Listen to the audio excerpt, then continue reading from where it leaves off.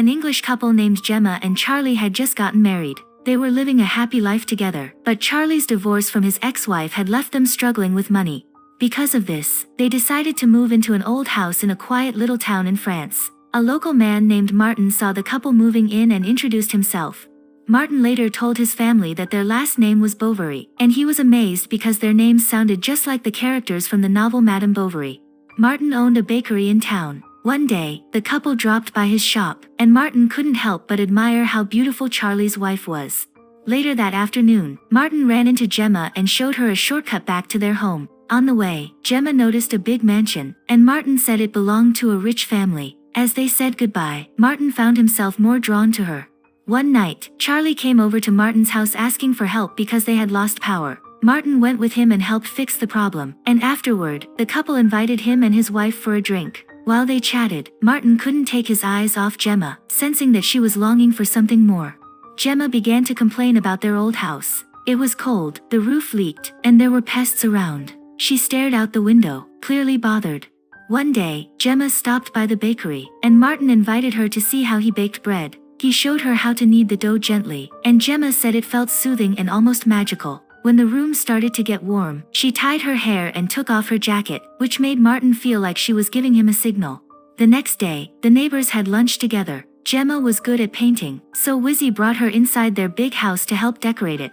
One day while walking along the shortcut, Gemma was stung by a bee. Martin saw her and quickly came to help. He said he needed to suck out the venom, and Gemma told him to go ahead. A young man from the big mansion named Harvey walked by and saw the strange scene. He asked what was going on. Just as Martin was about to explain, Gemma suddenly fainted.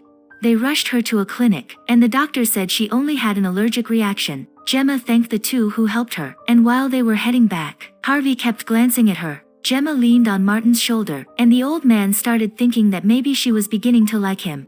Wizzy dropped by to ask Gemma what color she wanted for the house. She showed her a magazine that featured her friend Patrick's home. Gemma was shocked, as Patrick was her former boyfriend. She remembered how happy they once were, until she caught him with another woman, so she left him. She now felt bitter, thinking about how well Patrick was living, while she was stuck in a rundown house with a gloomy husband.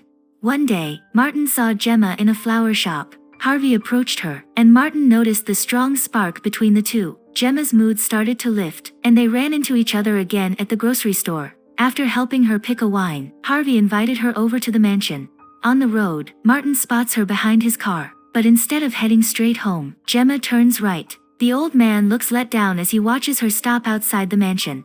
That night, the neighbors gather for dinner at Gemma's place, but Martin can't stop thinking about what she was doing at the mansion. When he notices a mark on her neck, he puts the pieces together and believes something really happened. He feels sorry for her husband, who has no idea she's seeing someone else. Gemma starts visiting Harvey's mansion more often, and Martin wants to warn her to stop before she ends up like the character in Madame Bovary. The next day, Gemma visits the bakery. Martin asks how her husband is, and she says he's working in London. After paying, she rushes out but forgets a piece of bread. Martin brings it to her house, only to see her secret lover there. It breaks the old man's heart. One day, Gemma tells her clueless husband that she's going for a walk. She sneaks over to the mansion, and while they're fooling around, they knock over a very valuable figurine. Harvey panics, saying his mother will be furious, but Gemma calms him down and says her husband can fix it. Before she leaves, she asks Harvey to come with her to London, and he promises he will.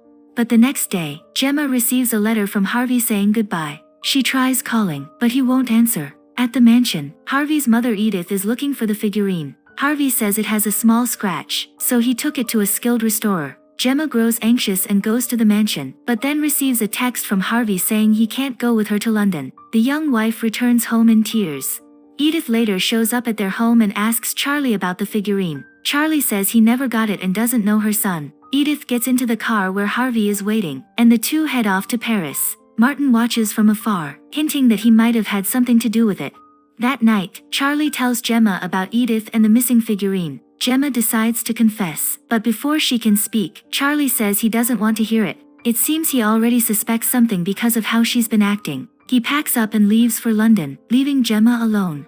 Martin comes by, and Gemma shows him a letter in French, asking for help to read it. Martin says it's from Edith's lawyer, requesting the figurine be returned. Gemma says it was in the house but now it's missing. She asks him to help her write a reply, but Martin gets distracted as Gemma playfully flirts with him. They're interrupted by a mouse, which makes Martin furious, and he kills it. He later sees a bottle of arsenic in the house, and Gemma says it's for the mice. Knowing it's what poisoned Madame Bovary, Martin tells her to throw it out immediately. One day, Gemma visits Wizzy's home and finds her ex-boyfriend Patrick chatting with them. He's surprised to see her, and it's clear she hasn't fully healed from their breakup. Patrick walks up to her and shares that he and his wife are no longer together. He asks her out, but she turns him down. The next day, Martin sees Gemma's car broken down. He's about to help when Patrick steps in to comfort her. The two kiss right there in the street, and Martin is shocked. Gemma is now having a second affair, just like the character in the book.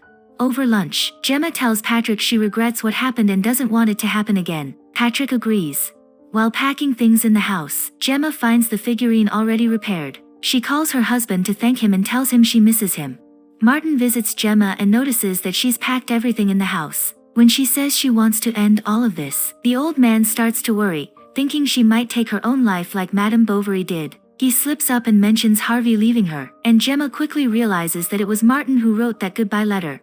The old man explains that he only did it because he was worried about her. Gemma says she won't end up like Madame Bovary, since that's just a story. Still, she thanks him for caring and gives him a kiss. The next morning, Martin leaves some bread outside Gemma's door. Later, Patrick drops by and mentions that someone had left them there. He asks her to come live with him in London, but Gemma says no once again. Charlie comes home, but not long after, he runs to Martin, asking for help. When Martin rushes over, he finds Gemma lying on the floor with no signs of life. That night, Martin asks the doctor if Gemma had died from arsenic. The doctor looks puzzled and says she choked on a piece of bread, the very one Martin had left earlier.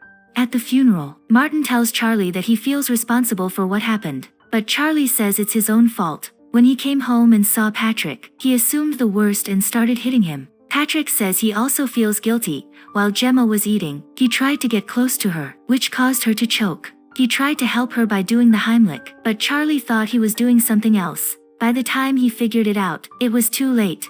6 months later, Martin's son tells him about a new neighbor from Russia named Anna Karenina. The name shocks Martin because it's from another tragic novel. When Martin leaves to meet her, his son chuckles and reveals it was just a joke. Her real name is Mercy, and she's not from Russia. Unaware of the truth, Martin heads off to greet her, hoping to stop yet another storybook tragedy before it begins.